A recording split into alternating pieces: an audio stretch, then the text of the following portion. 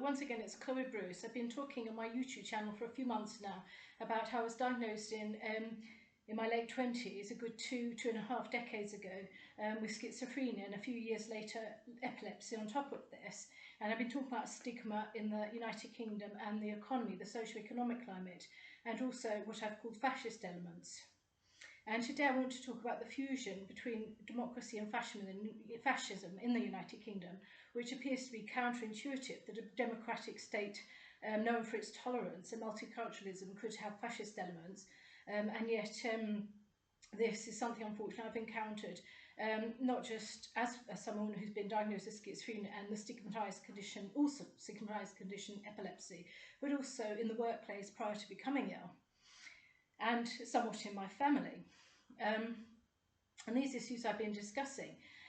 So today I'd like to talk a bit away from the Labour Party conference, which has been the theme of my last two videos in recent days, and to just talk more widely about a worrying phenomenon, which I've been discussing all of them really, but I just want to talk a bit theoretically about fascism here in the United Kingdom. And I would say, thankfully, it's still just elements of fascism. Nevertheless, it's, as any fascist ideology is, it's painful and disruptive, and in my opinion, harm the economy quite gravely. And in my term, this isn't a short-term phenomenon. It's something that's been taking place and becoming more and more pronounced over the past 2 decades, or at least since I entered the workplace in my late 20s. And this would be at the end of the 1990s. So I'll read this out as best I can. Britain is a regime that has, at least in recent years, never supported fascism, as evidenced by our World War victories against Nazi Germany. And it has a long history of democracy, which was not the case for other states. For example, the countries which have tried to extract themselves from Soviet rule and their entry into a transition period to correct some of the dire communist economic policies, their move towards democracy. What I mean is, yes, not all states moving towards more democracy had a history of democracy, and I learned at university in the LSE, where I studied under a scholarship politics at an MSc level. I was taught often of the struggle of change, how quickly you can change things. I suppose it's quantum physics even, how quickly you can change society from a very strong Soviet regime to a democracy. And there was evidence to suggest that it helps immensely if you had, at least historically, previously, prior to the more despotic regime of communism, a free and fair democracy, or some form of democracy. And so, in our case, it's a brand of fascism that's specific to a country with a long standing of a much admired democracy and law. If a regime like here in Britain is a democracy, how can fascism be present?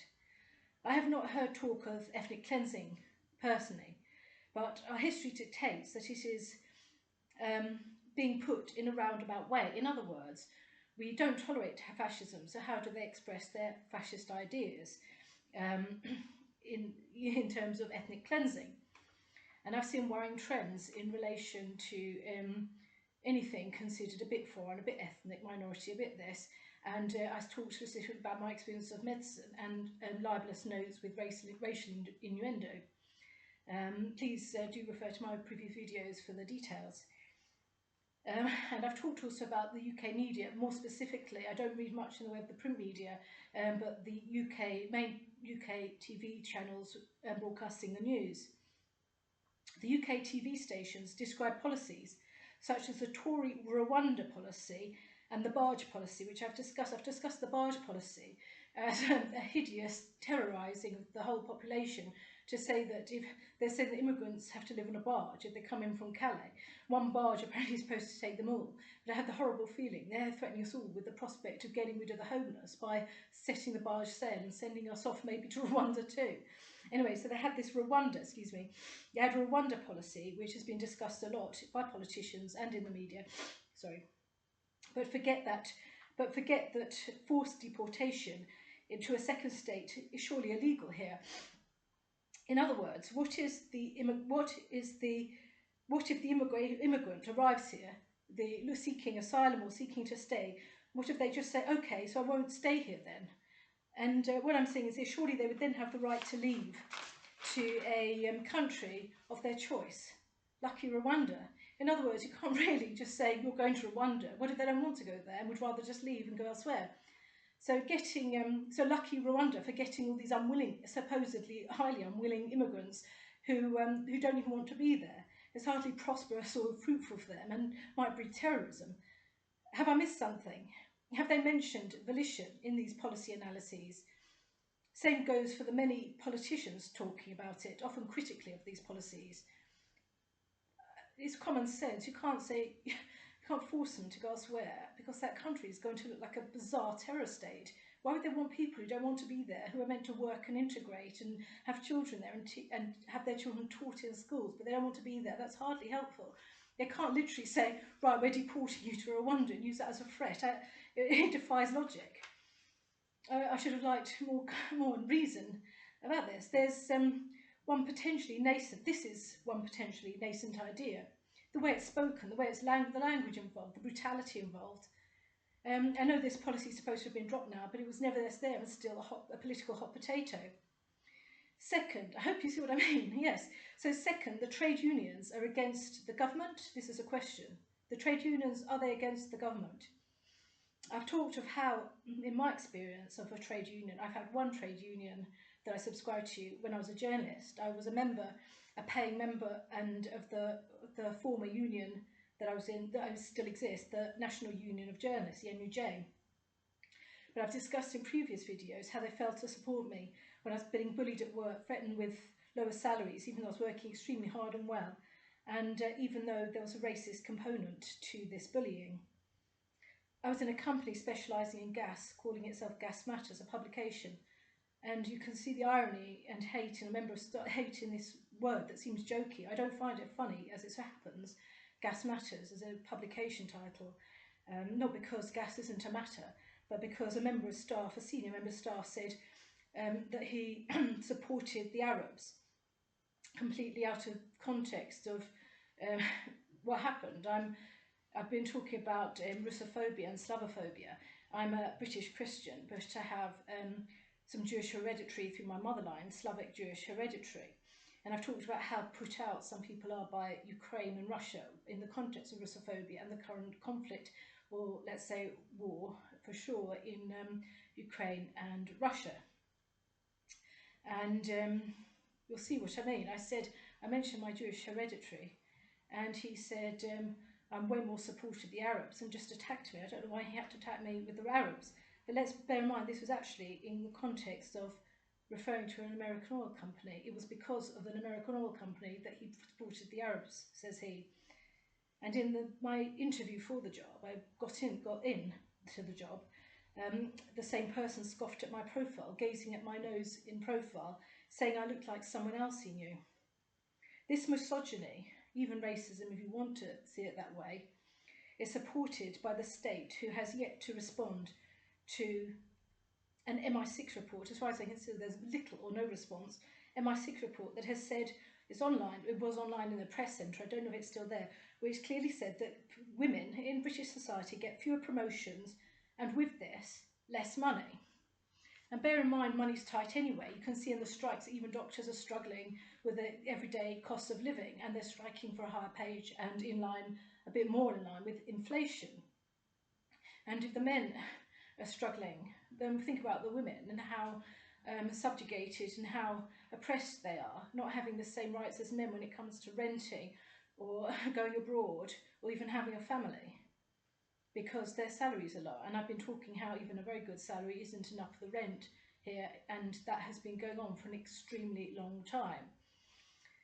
Men say women play the victim, and I say these misogynistic men, I wouldn't say all men. Men say women play the victim, when they often do so themselves, accusing us, well for me, they accuse me of flirting, and when in fact I was pestered by at least one man there in the office, and describing me as having unusual talents which weren't specified in a job reference. And don't say they're not trying to prevent us conceiving a baby through homelessness. In other words, this whole homelessness situation has prevented me, and I should imagine many people wanting a family, from having a baby. this is in the context of fascist elements, as well as in the context also of a very bad racist medicine, a factor in the UK maternity ward atrocities. There's tragedies in our maternity wards that won't go away overnight, and they cited race as a factor in not caring for the mother, and I should imagine with it the baby also, to say the least. Of course, the baby was also the victim, and I don't know all the details of the conditions that caused death or bad standards, but race, and that's not saying, without solving that problem immediately, that's not saying that certain people can't have babies. And in my case, I couldn't have a baby as a working woman because the rents were too high and my salary was too low because I wasn't in the promotion. I didn't expect one necessarily at that age. I did get a promotion and a higher salary, but I was never the man in the office. Never the respect of a man, never really anything but a dog's body, and open to criticism. Whatever they wanted to criticise me with, they would criticise. I can hear a banging sound. They would criticise me with. We just have to ignore that. Interesting. And we've had lots in the press, and my also reports, having been in psychiatric hospital 4 times, twice under section, saying that very little about the rogue nurses and social workers banging at people's doors like mine, threatening their child or the prospect of having a child. I'll just pause it while I try and sort out this banging sound. Hold on a sec.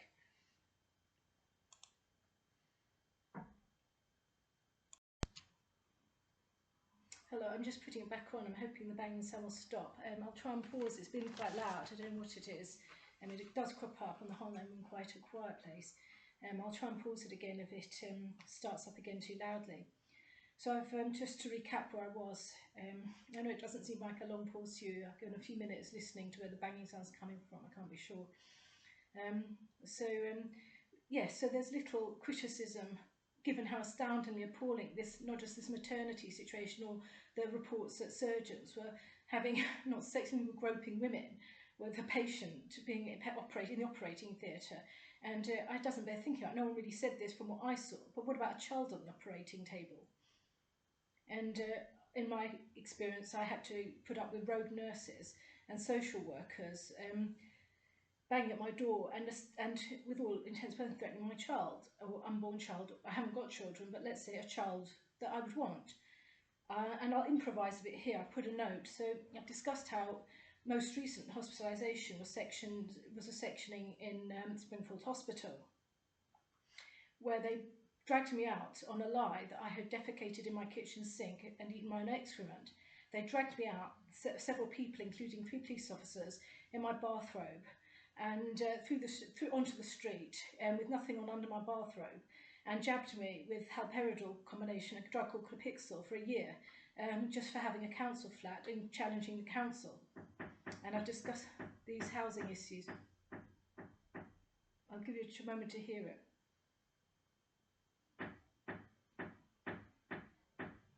I'll continue anyway. It doesn't often happen that I have literal hammering, but anyway, it does crop up. And I want to point out about these drugs with some of the history of seizures. I had a grand mal because of psychotropic drugs and nearly died of brain damage then. And this drug can cause fetal damage to a baby. And while they threaten me all the time on my notes saying they're going to put me on anti-epileptic again, I've been on a successful course for epilepticism quite correctly, and the seizures have corrected well. But the problem with this is they said the wrong indication for the drug. They said it was for moods, when in fact it was prescribed in Vienna after an EEG anti-epileptics for epilepsy, and this particular drug is never used for moods unless after a brain damage and you have aggression or mood from brain damage or from a fit at the time. Bear in mind, epileptic people are often called mad, and this is unthinkable because it causes spina bifida and death in the mother and in a baby. This is the sad truth about all these drugs. They never care about the woman, and I haven't even had a pregnancy test before they put me on them. And I've talked about the knocks on the door and social services all involved trying to look to see if I'm a fit mother. but they didn't care about any prospective child of me being in hospital, and the BBC also, when they filmed it in hospital, and all they know of their mum who died in childbirth was that she was in hospital looking like that. I'm still working on it. The state has said little about this themselves, despite all this going on. As these mental health fascists here have existed in the medicine, in the medical circles for years. So in other words, it's not the same faces in the state, but it's the same problem and the same syndrome as far as I can tell. They're saying very little. They're not speaking out on our behalf at all. In fact, they're still trashing us with Munchausen ideas. They're now championing a back to work campaign in a sort of great sense of sorrow. So they're trying to get now particularly mentally ill people back to work. You know, the fascism, lazy gene and us supposedly, but feel that mentally ill people should get a job. They have great story, but nevertheless they're saying mentally ill people should get a job, when in fact most of us have and do work. It's a deliberate stereotype to say that the poor workmanship is the people who's off work fault, when in fact we do and have worked. I worked many years. I worked from the age of 15, either in full-time education or in work, and I worked all the summers that I was at university abroad in Moscow. And yet it's our fault, by definition. If they're saying we have to go back to work, then it's our fault the economy is in this state, when in fact we have and do contribute quite magnificently. And if you consider that 1 in 4 people, 25% of people at any one time are going to have a mental health condition, they're saying that we don't work, and that's a stereotype in Britain today. Don't say that's not fascism. I've seen a, what am I saying here with my handwriting? Yes, I've seen one press, suggesting a while back when I was in the B&B for the homeless, that we could live on £70 a week benefit, £70 sterling a week on benefit, and that I get currently, and it's not enough just at this present time, it was and now it's not. At the moment I'm getting every week, let me think, I'm getting just over £300 in 2-week batches. Let's say 150, a bit over, and they, of course, every penny counts. It's the difference between a loaf of bread or not. I reckon I'm getting £152 a week now, which is 2024, and this was in 2017. And I was on benefits then, and they were suggesting I should try and live on £70 a week. And this is enough, but not for anything but local. You can't go out to the countryside. You can't buy a video on Netflix or on a video channel. You can't. You have to do everything, all the free services. I've already said recently how they're not leaving enough money for new ovens or fridges or anything like that, and leaving it to charities to do with the welfare state and the mess they made. So I've seen this in the press, and this appalling, oppressive decision to say it might be £70 a week at the time, and that this was under Tory, and that these people are required to take, it said, obese people, people who have obesity, were required, they said they should be made to take even experimental drugs, or else they won't get benefits. Identify the criminal, please. We can imagine an extreme criminal being so sore and ungrateful about society that they might lose entitlement to benefits, maybe through a prison sentence. But I know that even paedophiles are allowed council flats, and I didn't get one. I had to live in a B&B for the homeless until I got this 11 months, also about 12 months later, which I've discussed my homelessness in other videos. And now they're blaming obese people, so they're criminals. They want to give them experimental drugs, and this was written in a newspaper in 2017.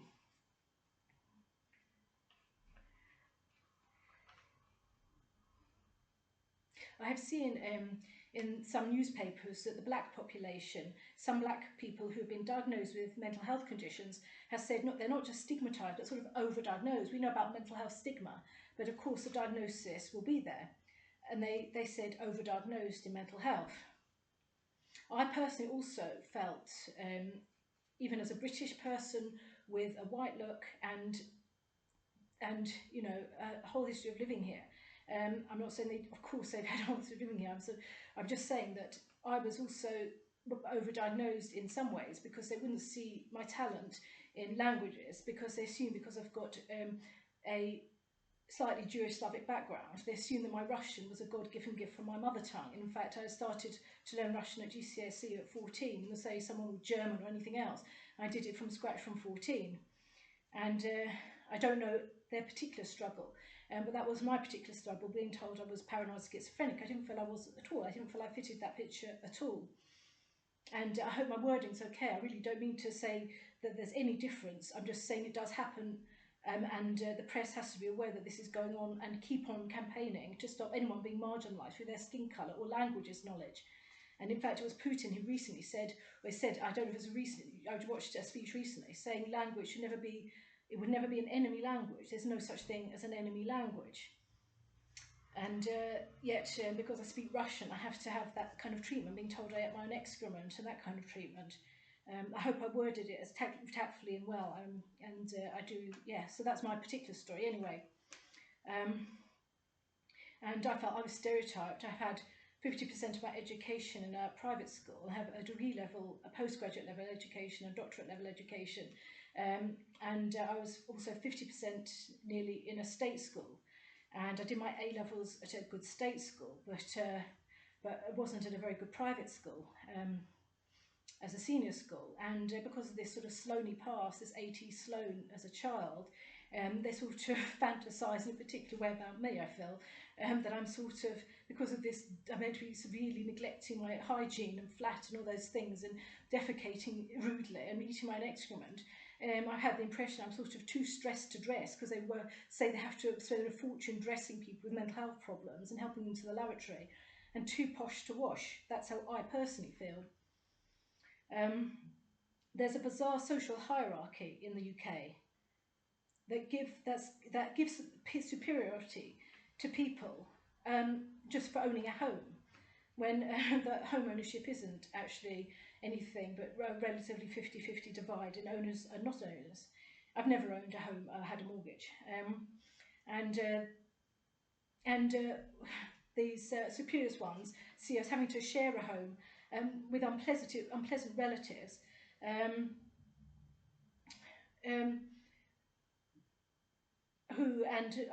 unpleasant people, for want of a home, who play the mental health card whenever they want, whenever they feel you're a nuisance, or challenge them, or going to threaten them, or expose that lie. This not only, I think, at the heart of this mental health terror that's been going on for ages, and in my case since 2001 to 2000, and mainly in 2002 when I was first in psychiatric hospital, this mental health terror, in my view, the more I think about it, is the more that people don't want their little lie to come out, and it's useful just to say we're mentally ill and imagining this lie.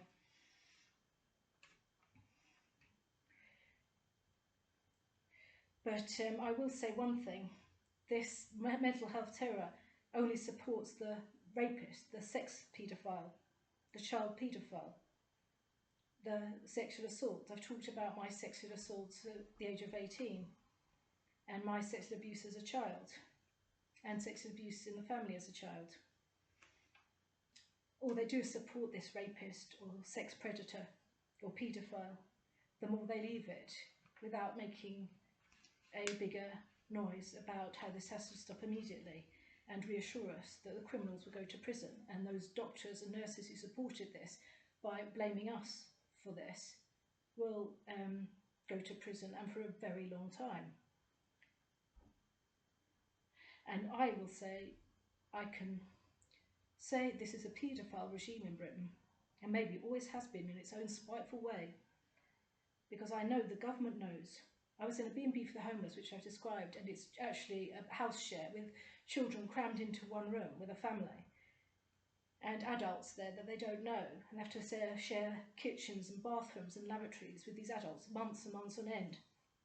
They know that these small children have to live in these conditions and on end for no other reason, that they didn't have the money for a flat, or they didn't have the ability to work at that point for whatever reason, or cramped into one space. I'll leave you to think about how cruel that is. And that's known to the government. I know that for a fact, because I tried to get the Home Office in 2017 to listen about this lack of safety in our own home. And it was nothing to do with immigration, nothing like that. It was just normal people in there which had every entitlement. There's no question that they weren't entitled at all. They couldn't use that as an excuse. But they ignored the problem, and they're continuing to ignore it. I have every reason to believe these B&Bs are still up and running, because the website says you will get a home. The Wandsworth Council website says no homes available, not even if you're vulnerable. And I even, not so long ago, at this flat, got an unnecessary letter from the council saying if children are to share a bed, I don't even have children here, they're nosy parking to family life again. If children are to share a bed, it was about overcrowding, a bizarre interpretation of overcrowding. So it's our fault that we were given this or allocated this. As a woman, for example, who might want a child, even a doctor might not have any living conditions to have a child.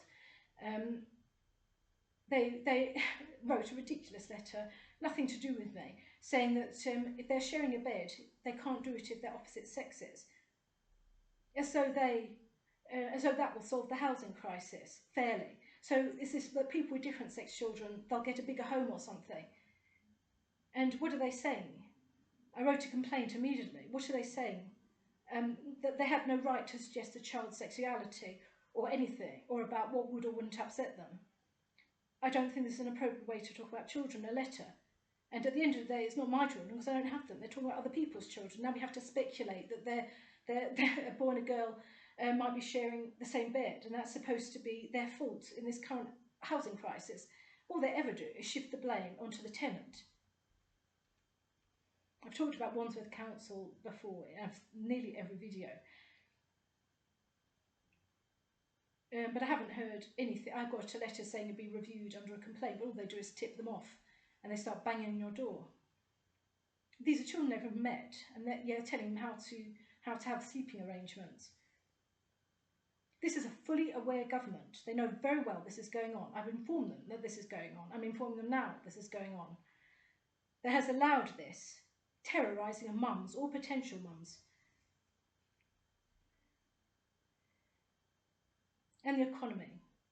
On the economy, the civil, you can see that this is related to the economy all before, but specifically the economy in the context of these fascist elements. The recent civil unrest that we've witnessed, which I would also call a civil war. History testifies to the fact that civil wars, contrary to it just being a gang of racists, which I can't say the government can say they're not, given that they always blame each other racism whenever they feel like finding a criticism of them, or pretending to be woke themselves. History testifies to the fact that high inflation, which we've experienced in the UK, even though we're an energy economy, can bring about social upheaval and civil unrest. And yet no one put this in the context of dodgy economic policies, housing, unfairness, and a media propaganda on the immigration subject, or the barge, or that they got that. And, when I was meant to sleep on the streets, I'm not anything envious about this. I've said before, they make it look like the immigrants are winning the lottery, and this simply isn't true. They're making the benefits population poorer and poorer. And for some years, refused even, and now it's been going for ages, that they even refused them housing as a welfare state right. And when housing policies are challenged, as in my case, they try to institutionalise you, and for good. And as I say, they institutionalise me on a lie, with people with zero qualifications or ability in medicine or psychology or society, and I don't appreciate it, of course. And if it hadn't happened that the NUJ didn't support me and instead, most journalists get sacked. I didn't get sacked as it so happens because there was very little justification to do so. But this whole societal problem may not have been there, this housing crisis, had they supported the person at work more and exercised more employment rights. I was given 4 weeks leave a year instead of 5 weeks. And when I started the Economist Intelligence Unit, I wasn't allowed to take sick leave or leave until I completed a 3-month probation, which I passed, thankfully. But I had a day or 2 days in between one job and the other, and had to fly out to Vienna and organise all that. And I had to endure, as part of this NUJ ignoring the problem, they didn't care about the journalist or the meaning of journalism to a democracy. I was called disturbed by one boss just for exercising my opinion.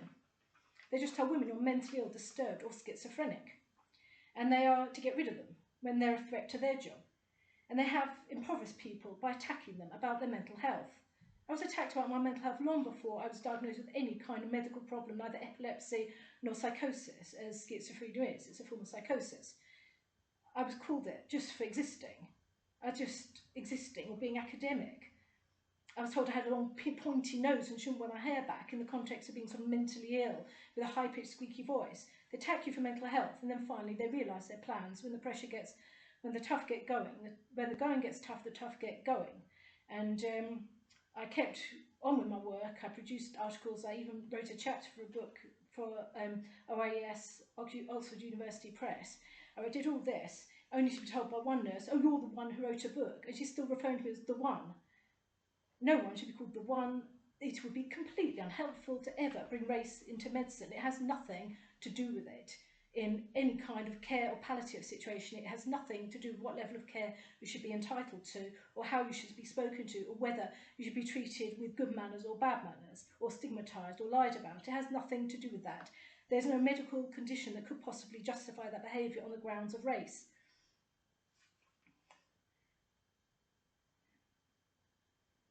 With this going on, I doubt right now, even though they talk about the great level of rich and wealthy, I'm wondering what they are, who are these people, and what was their job.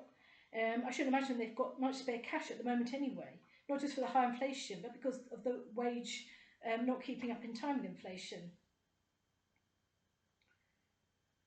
For even those who purchase a council property, this thorny issue of purchasing the property on a discount that I've discussed, even if they were to let it out, which they may, or to upkeep, or to let it out either back to the council, ironically, or privately, they still have to pay to upkeep the property, and things catch up with one with a house that can't be supported with a genuine job.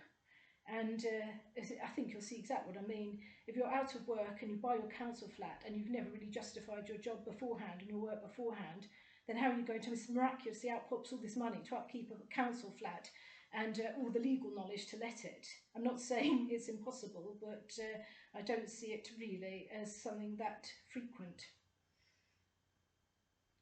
And is the council still financing these sold council properties, or do they have to upkeep it themselves? I should imagine it's a pain. And I've had an ex-council flat owned by a private landlord on housing benefit with a dodgy boiler, and the council still saying, I think he's a good landlord, even though he's turning up and harassing me.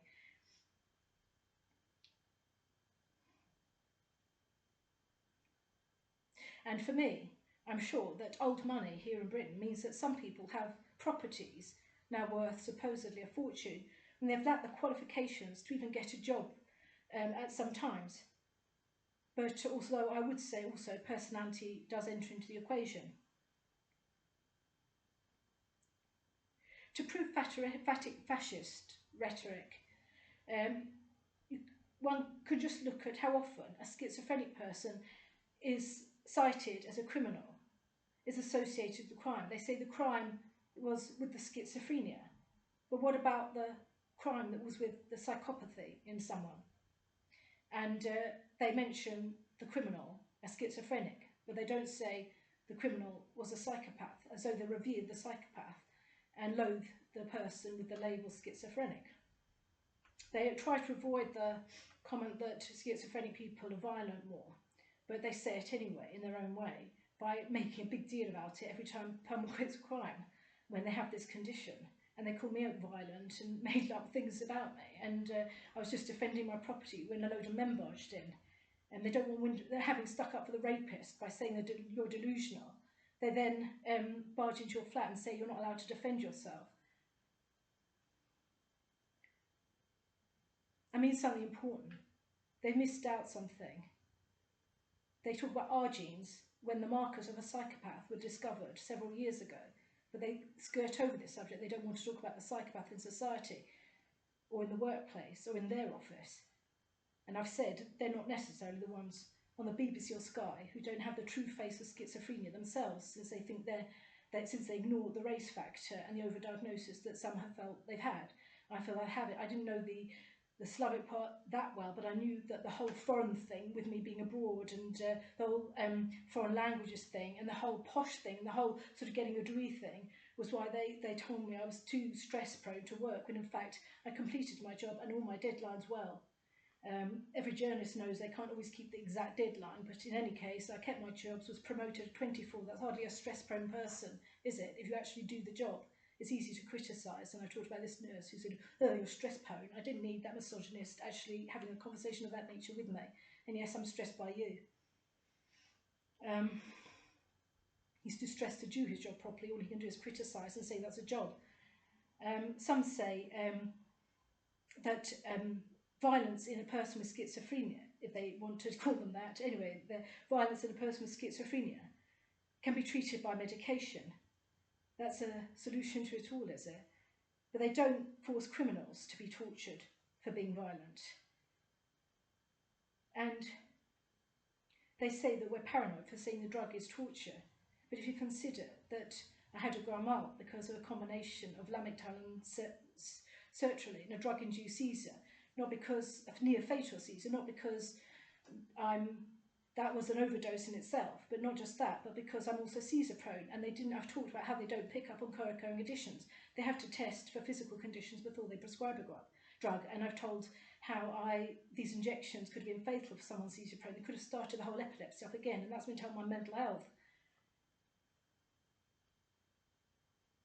The fits are not the only part of torture. It's the restlessness, the fact you might have to have a painful injection regularly, the bad language, the lack of support with the drugs, the lack of acknowledgement of the side effects, the effect on my unborn child, which they never bothered to explain to me as a woman, as a young woman who was fertile.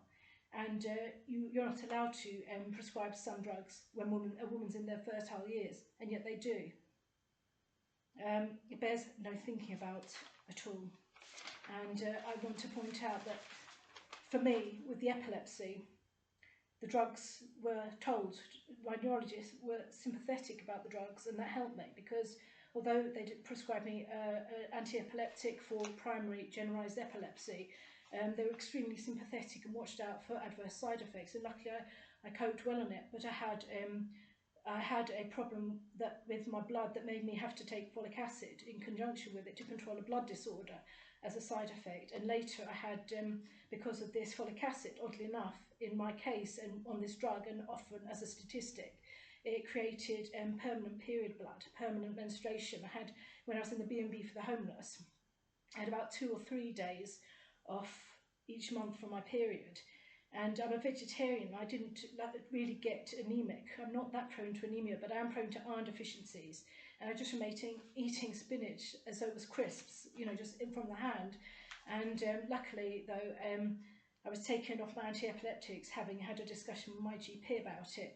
And I've been seizure-free, and pretty much seizure-free. I'm not saying I don't have the odd night seizure in my sleep, but I'm seizure-free off them. And they're now threatening to put me back on it for moods.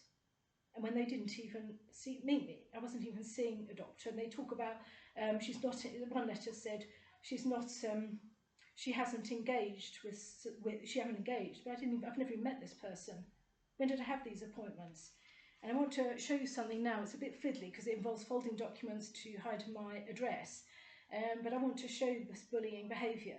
All I was doing was living here, and they wouldn't leave me alone. And I'll show you this. You can talk about this language, and I've got their names on it. So this is a warrant to search for and remove a patient, and I hadn't even seen a doctor. This is prior to me, after a plumber barged in with my mother, and then came back with a group of men and came in while I was on the lavatory, and then came back and with the police officers on this occasion when I was dragged off to a hospital. As my fault is it that they didn't repair the flat, and now it's my fault for neglecting it. Let's see. This is the first bit. I've just shown what's going on. Right, then I have to fold it without you seeing. It's like wrapping presents. So this is the bit, all of it without my address. If it's there, I suppose. That's the other bit. And I'll show you another letter. Right, this is the bit without my address. No, one of them's from Westminster. I haven't even been to Westminster. That's one bit, and I'll try and fold it. I'm not very good at paper or folding anything like that. Not the best at that for anything at all. I'll just take out my address. It's just my address you're missing. That's right. And I have to say, the person who entered my premises, based on these letters, was my mother, who I don't class as my mother at all anymore, and wouldn't have anyway. I was actually homed away from her for being vulnerable because of the family situation as a factor in what had happened to me. And I think my address is not shown there. There's a back that you can see. Yes, this is the back part of the one I just showed you. A mysterious solicitor. I have to do the work phone and stuff. I didn't have a phone at the time. I had a terrible ear infection. There was no point in having a phone because I couldn't hear anything and there was no one to text. You'll see that if you look at the language. I don't know if you can, it's difficult when you pause it to see it, but you might be able to just about make out the wording, I hope. I'll try and put it up a bit higher. Let me just see. This is the first one. I'll try and put it up higher. And this, bear in mind, they lied about me and said I was eating my own excrement. What if I had a baby in my stomach? Well done. That's me, Chloe Bruce. That's me, and that's my birth name, the name I was born with.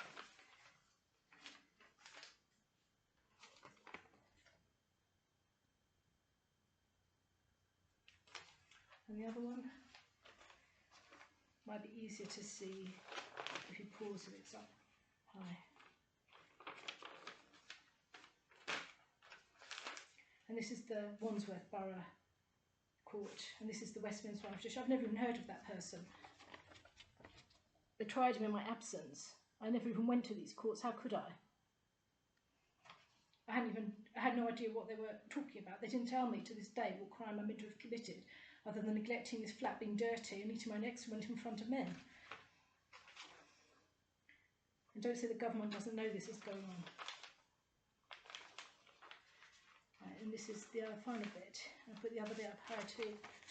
That's the bottom of that page. The Wandsworth Courts ones, and I'll show you the back.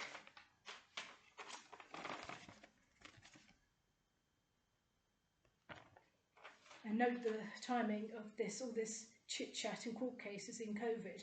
Notice they have a May, June discussion about when I should be pulled out of my flat. I'll leave you to judge for yourself, but if you want to find out the history of why they hate people having a council flat when they want everyone to own but the person who worked, ever, then do see my other videos. I cannot forgive this. I can't say that's not terror or a terror state. You've heard me, government. You've seen these websites of mine. You've seen these channel videos. You've seen how hurt I am. You can see I'm not dirty. Why can't you tell me in the public, no, we don't think you're dirty? On a different subject, I said I've done a video of me doing housework to prove that all this is utter rubbish, and I'm planning to do more housework, maybe today, but I think it'll be tomorrow. I'll do some of it today, and I'll show you the housework tomorrow in this room. And I've showed you the bread I cooked, and I'm not supposed to be anything capable. So I'll try and show you the bread this time while it's proofing, just to prove that it's my work and not some miraculous thing popped out whole. And that's the Russian black bread I made. And I'll do that as promised. I've already said I'll do that again. And I don't know how often I have to do it to prove my point, but anyway, I think you can see it's not this hideous filth that they've said they had to encounter in me, actually. And I do actually, as a journalist, resent being called eating my own excrement. Thank you for listening. It's a difficult topic, but society is waking up. Thank you.